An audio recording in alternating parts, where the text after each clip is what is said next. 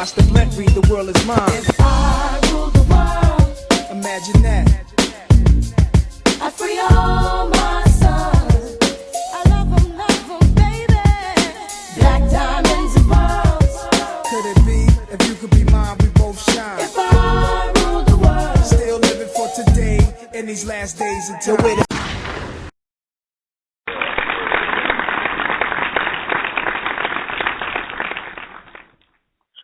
So, Zoe, tell the people who might just be living under a rock who you are. Well, I'm still underground, so I mean, you could easily have not heard of me. But I'm a hip hop interviewer and an events host.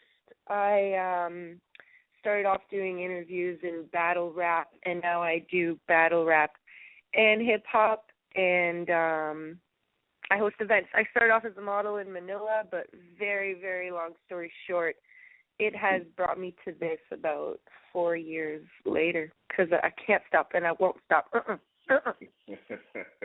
Word up. Now I gotta ask you. You know what I'm saying? Like you, I think I don't be all over the place because I got so much to ask you. But one of the things that I will tell you is like your YouTube channel is not just so much, you know, interview this, interview that, interview this. It has different content. So, like, can you like explain to the people some of the content that's on your channel?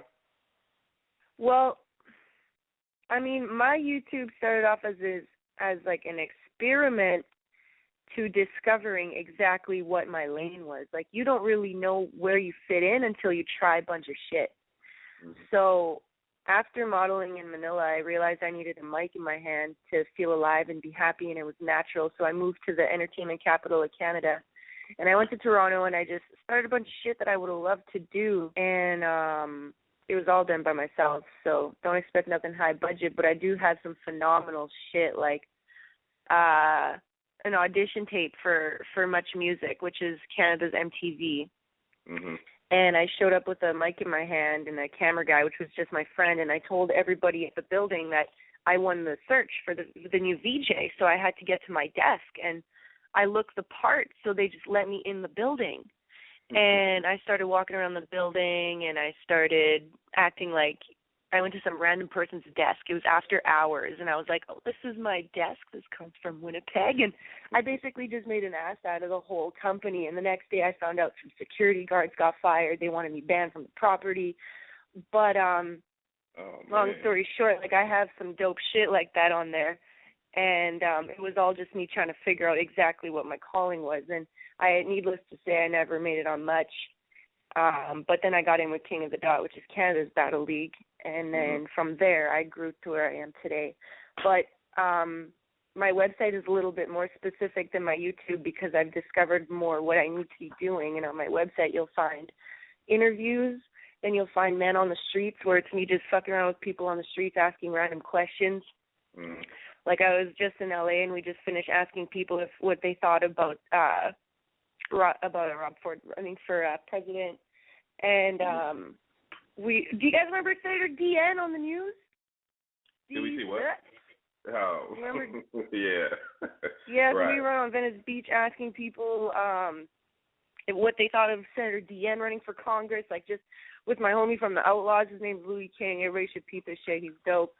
Mm-hmm. And it was just sheer comedy. So we got that, we got the modeling photos, and we got really those three things. So interviews, Man on the Streets, and modeling photos. So I feel like that's the full package. Yeah, gotta be. Now I gotta ask you this: how big of a hip hop head are you? On a scale from 1 to 10, how big of a hip hop head do you think you are? There's definitely people who know more than me. Mm-hmm. There's no doubt about that. It's hard to tell. I would maybe say like an 8 or maybe an 8. Because, like, when I interview people, it's very specified, and I zoom in on one person. Mm-hmm. And I know a lot about the history of hip-hop. When it comes to hip-hop today, like, I'll obviously know who's in the spotlight, But don't ask me to name every single person today because, quite frankly, I don't give that much of a fuck about a lot of the hip-hop that's out today. Right. So I focus in a lot on the history of hip-hop, 90s hip-hop, how the divide started, where trends started, things like that. But don't ask me to tell you, like, who's got the most Billboard hits today in 2015. You know what I mean? Like, I don't give a shit about half the people out there. Well, I mean, I think a lot of us are like that right now. I mean, like old school. Well, I'm not gonna call you old school hip hop because I don't want to insult you, but I know I'm old school hip hop, and no, I'm old school hip hop. Okay, all right. Well, we're on the same page. So I don't really know. Like, I think somebody was telling me, and this might sound crazy, but somebody was telling me the other day, they was like, "Yo, you heard Travis Scott's new album?" I was like, "Who's Travis Scott?" Whose new album? Travis Scott. Oh, okay. Yeah, and I was like, who is that? You know what I'm saying? That's how, truthfully, that's how behind I am. Because I'm just. Well, I mean, I can tell you who Travis Scott is, but don't ask me to tell you what the name of his album is. Right. I might be able to tell you where he comes from, but unless if I interview the dude, that's the only way I'll know everything about him nowadays. Unless if it's like Joey Badass, because he represents the boom bap. You know, there's a lot of people from the East Coast that I really fuck with, like Flatbush Zombies, Joey Badass. Like, if I organically love the song, I will organically know a lot more about you. And that's just because you represent a bit of that old school hip-hop, you know what I mean? With the new flavor today. But everything evolves, and you need to realize that. And there is something to appreciate in every new genre and era of music, and that's true. It's just I find that there was a higher concentration of quality coming out in the 90s, early 2000s than there is today. And I think the internet is to blame for that. Yeah, most definitely. I mean, a lot of people have went on to state that, I listen to a lot of interviews, and some of the people that I look up to as far as hip-hop analysts and interviewers, they it's like this big problem, and I'll get your opinion on this too. Who do you think is to blame for a lot of the success in quote-unquote hip-hop today? Is it the radio? Is it the internet? The ignorance of the youth. Okay. The ignorance of the youth. So what do you mean by that? I mean that nobody's asking themselves important questions anymore nowadays about anything. And ignorance is the new government of the youth. And I mean, look at Kylie Jenner for an example. She's a goddess to everybody, and she's not even real. Like, legitimately, she's not even real. Like, if you look at her before and after photos, and everybody's like, oh, my God, I love Kylie Jenner. Oh, my God, she's so beautiful. Yo, that's not Kylie Jenner. You know? Right. You guys are so fucking stupid. And it's like ignorance is just the leader of today, and nobody asks questions, and everybody goes for what looks good right now. Who cares about in 5 weeks? And that's the problem. And I don't know where that comes from. I'd have to look into that. Like, it's easy to tell where violence comes from. If you look at the history of hip-hop, like when crack came in the ghettos and where broken families came from, like that's easy to see where that came from. But ignorance in this generation, I don't know where it comes from. I haven't looked into it. But that's a good thing to look into. Okay. Word up. This is Underground Station. We got my girl Duro on right now. If y'all want to call up, 646-200-3462. Make sure you press that one button if you got any questions or comments. So I also noticed that you're a bit of a battle rap head, So who do you like right now? You know what? I've always said this. I'm going to stick to it. People are going to say it's biased, but it's not. Okay. Pat Stay, he's from Canada. Right. He was a 4-time title holder. He recently gave it up, and I'm going to say he gave it up because he did on purpose to give it up. If you listen to his last battle, it'll make sense, and he gave it up. Yeah. And apparently I think Pat Stay's even got contracts coming in to start a reality show out in LA. and I don't know how far the contract has been, but I saw a post on it on social media, and he talked to me about it earlier on. So it looks legit, but that's just because he's a real motherfucking G, and, like, it's hard to find someone like Pat today. When it comes to the States, I think when he's on his A game, Charlie Clips is amazing. But, yeah, so for the U.S., I would say Charlie Clips, and for Canada, I would say Now, how about you? I see. That's what I was about to say. I'm gonna be honest with you. I like Pat Stay. I'm not going to. You know, I didn't like him earlier on. I really didn't. But I like him now. But I honestly, in Canada, I really think Sharon is the best. I really do. Really? I really do. I'm going to be with him in 2 weeks because I'm hosting the first ever hip-hop award show in Canada. And it's, like, for the underground. That's and what's up. Sharon's going to be there with me, and he's doing, like, a workshop on freestyling. I think he's going to be presenting a couple awards, so I'll let him know you said that. All right. Yeah, definitely. Yeah, I definitely have told Sharon this before. I mean, I think he's the best in Canada. I actually, like, all time, Sharon is in my top 10 of all time. You know what I mean? Yeah, I think he's in my. Well, comparing Sharon and Pat is like comparing apples and oranges. Yeah, it's very hard because I mean, when you look, like to be honest with you, I thought their battle was better than Pat Stay's and Disaster's battle. I thought. Really? Yeah, I okay. seriously did. And you know what? Mhm. I think Pat and Disaster was just dope because of that energy. Like, holy shit. Yeah. You could have been half awake and felt those vibrations in your body. Right. I think it's mainly because Pat Stay wanted it so bad. I mean, Sharon wanted it so bad, and I don't know. You shoot yourself in the foot when you want shit so bad. Yeah. But I still can't clearly say Sharon lost it. I can't clearly say that. I mean, don't get me wrong, Pat Stay was dope. Maybe it's a little bit of biasness in me, but I can't clearly give it to Pat Stay. I feel like it definitely could go either way. Well, you know what? I'm going to call him right now, and you can take that up with him, okay? Okay. Okay. But yeah, I thought it was dope. In the States. Oh, well, let me ask you this. What do you think about your boy battling Hollow the Dawn overseas? That is unreal. Unreal. What do you think?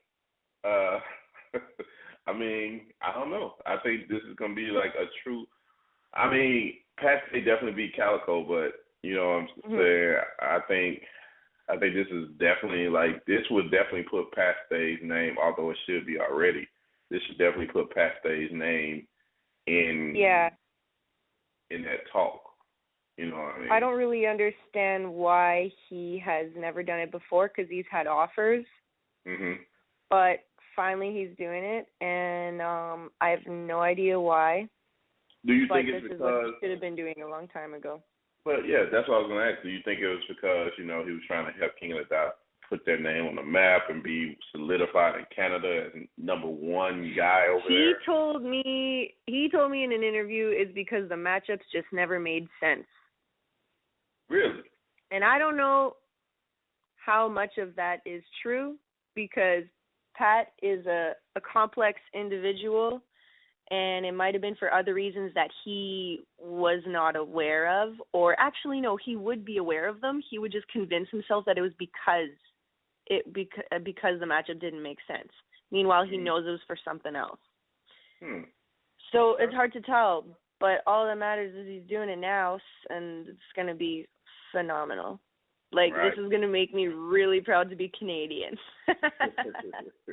Word up. But you know what? Being in the States for 3 months made me really proud being a Canadian. You know what I mean? Like, man, come on. Man, but you know what? There's a silver lining in this. Like, I've been in America for 3 months, and I was working with Hip Hop DX, and I saw how incredibly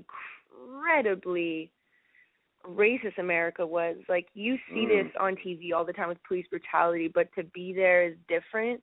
And speaking of which, I got a job in LA. I just have to wait for my visa now, and we're starting a record label from the ground up, and it's called Get Out My Way. And Get Out My Way is a little bit more than a record label. Get Out My Way is marrying social movements with hip-hop, and we're going to do huge walks like Martin Luther King did. We're going to block down Hollywood boulevards. Eventually, we're going to fill up Staples Center, and we're going to do marches to end racism. We're going to speak to kids, and I'll be taking care of all of that department. So anything social, I'll be taking care of that. I'll be the brand ambassador. And the label will only be signing rappers that, yeah, of course they have to rap about bitches and hoes and partying. That's the culture. But you also need to have a conscious side. And we're going to reprogram the way people think. And this is going to feed a higher purpose for all of us that's included in building this label. And we're all three people that aren't from the States, ironically. And I think that we all kind of see the country from the outside looking in. And, you know, America's a beautiful place, don't get me wrong, but there's a lot of work to be done when it comes to social equality. And every country has a racist aspect to them, every single one. But it just seemed more pronounced in the U.S. because it was right in front of my face all the time.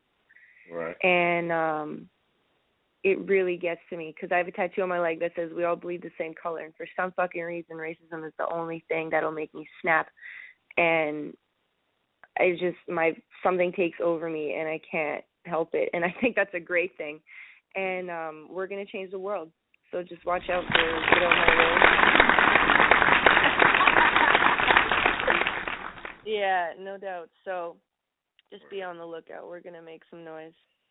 Now, you know, I don't want to get too in depth with that, but you know, you say you seen a touch of racism, or well, you seen a lot of racism over here. Like in of course, the police brutality thing is something that you know America is dealing with tremendously. What have you experienced per se, quote unquote, in your face racism that you've experienced? Oh my goodness. Well, see, Canada has a similar thing, but with Aboriginal people, our First Nations people. I didn't see too many in the States, but so I see it in Canada, but I saw it 60 times more in the U.S. And you just see a clear divide between the way jobs are distributed. You will very often see Black people working the teller jobs, the security jobs, the overnight jobs, the blue-collar jobs. Every single one will be for Black people or Hispanics. You'll rarely see a white person doing that. You do see, I haven't been in too many corporate offices, but I think it'll be right to assume that there's a lot more white people with white-collar jobs than Black people. But you just saw the divide in how jobs were distributed. I spent a weekend in Oakland, and I just saw the problem of an American ghetto, and I saw how it was systematically built, and I saw how it was just basically a society of Black people living in, how would I call it, systematic ignorance. Right. And it's not their fault. It's the way it's built. And it was just a whole deprivation of knowledge, not only of the world, but of themselves. And it was, the ghetto was built in a way where there was no access to this knowledge. Like, you won't find a library in a ghetto. You won't find half of the things that you would find in a ghetto in a richer part of town. And that's not necessarily because there's no funds. It's because it's designed to have no funds, and it's designed to not build those things like that in ghettos so that we keep them down. And I just have a very high level of understanding, and I just understand how and why things are fucked up. And I think there's things to blame on both sides of the party, and that's why I went to Oakland with my camera, by the way, and I started asking people, what are solutions to police brutality? Like, put your emotions aside. I know you feel victimized, and you have the right to, but tell me, what are things that the police can do, and what are things that you guys can do? Because you will hear a lot of people say that people of the ghetto will do things that they don't have to do sometimes. And you'll hear black people admit that they step out of line. So it's always a two-sided issue, but put your emotions aside and let us know what you can do. And at the end of the video, we came up with a solution, which is something that the news never fucking does, because the news only highlights problems and trauma. And, you know, I'm just there to make a difference. And I just saw the huge divides through job distributions, being in a ghetto, and just seeing what the problems of the ghetto was, why a ghetto is a ghetto. And, yeah, I don't know. I hope that answers your question. No, it definitely did. Once again, this is the Underground Station. We got Duro on, hip-hop analyst. That's what I call her. Y'all want to call up, ask her questions at anything, 646-200-3462. Make sure you press that one button when you do. Now, I'm going to hit you with some rapid-fire questions real quick. We're coming closer to the end of the show, but we're going to hit you with some rapid-fire questions real quick. All right. Favorite hip-hop artist? Eesh. Name me your favorite child when you have 12 of them, you know? Well, actually, for some people, that would be easy to do. For sure, obviously, Nas. Sometimes I hate saying Nas because so many people say Nas, and it feels like that go-to rapper, but Nas. I'd have to say Biggie. Biggie's one that got me to fall in love with hip-hop. I really like Isaiah Rashad. Okay. He's dope, for sure. Let's stick with those for now. For now, let's do that. And then, of course, you have, oh, my God, then you have the East Coast 90s. Let's just skip. There's too many fucking people. Okay. Helter Skelter. If I had to pick. Helter Skelter, Biggie, Nas. There we go. Okay. Hip-hop group. Helter Skelter. And Wu-Tang, of course. Okay. I find that Wu-Tang 36 Chambers is, like, really heavy, as the whole world would agree. And I don't feel like, this might make a lot of people mad, but I don't feel like any album brought it like 36 Chambers. But, yeah, I'm going to go with Wu-Tang, Helter Skelter. Let's go with that for now. Okay. Best concert you ever been to? This is going to sound insane, but I haven't been to too many concerts. Don't ask me why. Okay. But I did go to, it was Kanye West with Lupe Fiasco. And, yeah, I'm a very spiritual person, and that concert was so, like, it was such a beautiful thing to see. I almost broke into tears. I'm lying. I did cry into tears. Okay, I did cry when that song came on, Superstar. Is it called Superstar? If you are what you say you are. Don't ever put me singing on repeat. But I was also hammered, so whatever. Anyways, I cried. Okay, I fucking cried. All right, it was beautiful. Okay. Shut up. All right. All right. Favorite interview you've done?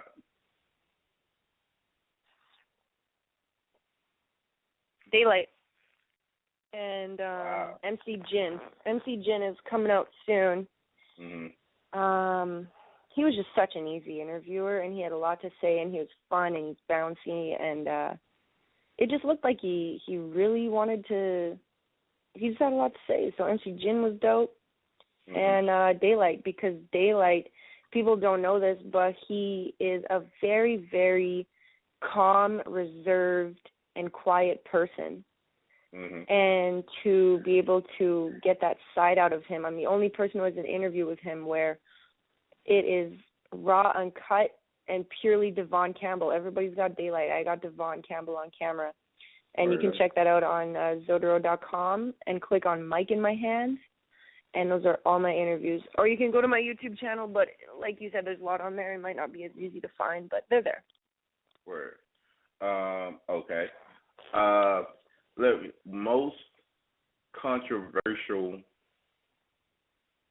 I guess, most controversial video or interview or thing you've done since you've been in this form of hip hop? Since I've been in hip hop,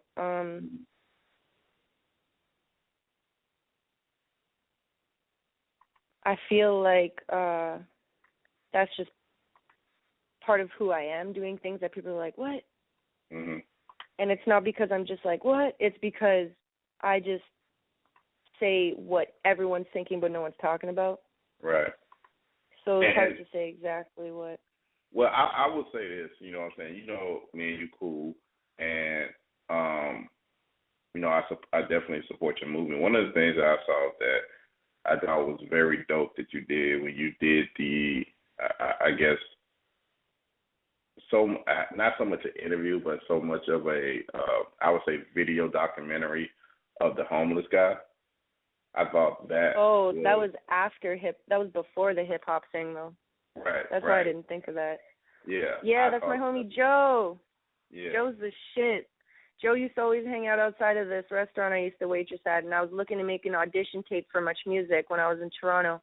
And I just wanted to showcase my interviewing skills, so I asked if I could interview him, because what a great person to have answers from. Everyone judges homeless people. Nobody gives a fuck to listen. And after interviewing him, I was like, this guy warms my heart so much. Like, I have to do more. And I spent a night on the streets with him. I spent an entire day with him. We went shopping for clothes. We went to eat. We went to do whatever. And I just wanted to show a video of us just doing normal people shit so people know that he's a normal fucking person and somebody needs to hire him. He would have jumped through the roof just being able to get a job washing dishes. But he can't get a job, or he does now, thank goodness. But he didn't have a job because he had 3 attempted murders on his file and 8 armed robberies, and there were 3 attempted murders against cops on top of that. So he spent 30 years in jail and then tried coming out and finding a job with that on your record. You know, it's like the jail system is not meant to make you succeed, because once you get out, you're still incarcerated. You know what I mean? Yeah. But he got up on his feet, shows dope shit, and yeah, he's amazing. He's an inspiration to everybody. It's called Hope for the Homeless. Check it out on my YouTube. Word up. Now also, you did do an interview. You've done an interview with some dope hip hop artists and some dope hip hop names. You did do it. You were actually one of the first people I saw do this interview. You did did this interview with this person. You did an interview with Waka Flocka. And when I say first people, I don't mean the first ever interview with Waka Flocka fame. I mean, since Waka Flocka been on this campaign to, you know, he's talking about running for president, I know that you did an interview with him that I thought was dope as well. You know what I'm saying? You definitely got another, I would say, a more adult side of Waka Flocka. Mm-hmm. How was that? Well, I like saying that I got a more adult side of Waka Flocka because I aim to bring the person out of the artist. Mm-hmm. And you can do that through comedy or through seriousness. Right. And I think that it's a natural gift to be able to do it through comedy. So I got a bit of a double-edged sword with me. So he is very simple, but he's still very intelligent, and he looks into things, just he explains them very simply. So he may come off like the Waka Flocka flame that everybody thinks he is, like unintelligent, but he's actually pretty smart. And I don't know, like I asked him what he thought of Rachel Dolezal, the woman who claimed she was black, but she was white. And he said, well, I don't know, what's wrong with a man want to be a woman? You know, and it sounds like such a stupid, simple answer, but it says so much. And, like, I have another interview that just launched with him. It didn't get picked up by any websites or blogs, so it didn't get as many views, but it's called True or False with Waka Flocka, and it's actually pretty funny, too. And I asked him if he had tendencies to being, I forget what, I think impulsive. Oh, yeah, I said, you have a tendency of being impulsive. And then he was like, sometimes yes, sometimes no. And I was like, okay, elaborate. And then he was like, sometimes I can be impulsive, sometimes I can't. And that was his answer. And it's like, he's so simple, but it's like, what else do you want to know? You know what I mean? So it's like, he's not what people think he is, and he's a real motherfucking G, and that's for real. That's for real. That is what's up. Now, last question. If you, now, as far as, you know, you've been well, I got a couple more questions, but I'm going to hurry up. As far as you being a female, as far as you being Canadian, as far as you being white, do you feel that, you know what I'm saying, the culture itself, do you run into, like, walls when you come on and you represent a certain culture and certain people look at you, do certain people look at you a different kind of way, or do you feel like it's been a relatively easy transition for you? It's an easy transition. One, I don't represent Canadian hip-hop. I just represent real hip-hop. And there's real hip-hop all over the world. Word.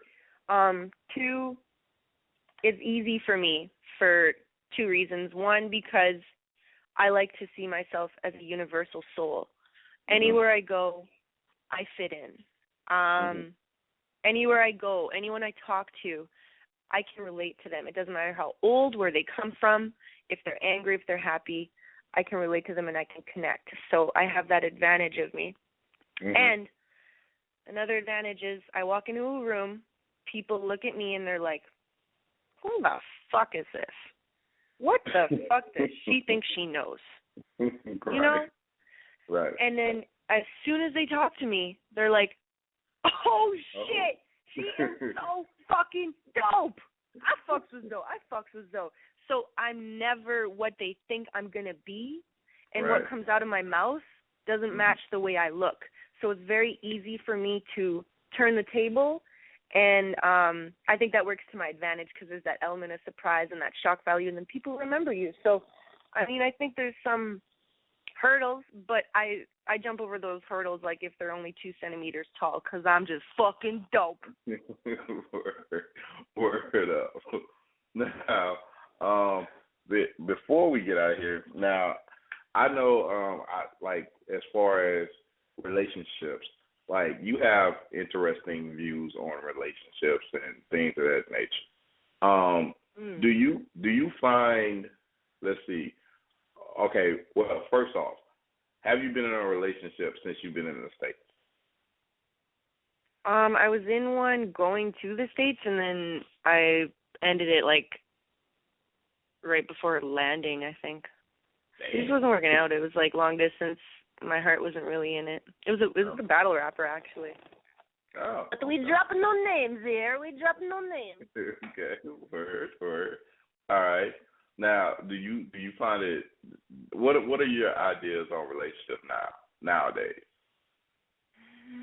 I think that a lot of people, I think that hip hop actually, no, not hip hop, rap. I think that rap has heightened infidelities, the single life, stripping, promiscuous sex. And I think that that's not necessarily a good thing. Like, strippers are now the new superstars, and hello, you're still selling your pussy. I don't give a fuck if you and all your 10 friends started doing it now. It doesn't make it right. It doesn't make it better. It just means that there's more people doing a fucked up thing. And if you want to strip, go ahead, strip. Like, I understand there are differences, especially for black people in America. It's harder to find a job. It's harder to find a good-paying job. So, but where I come from, you don't need to strip, you know. So I think that hip-hop, rap music has accentuated the single life and glorified it and made it seem amazing. But at the end of the day, I feel like the majority of the people on this earth do fantasize about finding their life partner, and finding your life partner will outweigh sleeping with 20 random people any day. And 99% 99% of people could admit that, and the people who don't are usually the people who have had their heart broken so bad and they didn't know how to cope with it that they just started saying, fuck bitches, blah, blah, single life, yeah, fuck every night, which hoe am I calling tonight? But really, they're just like,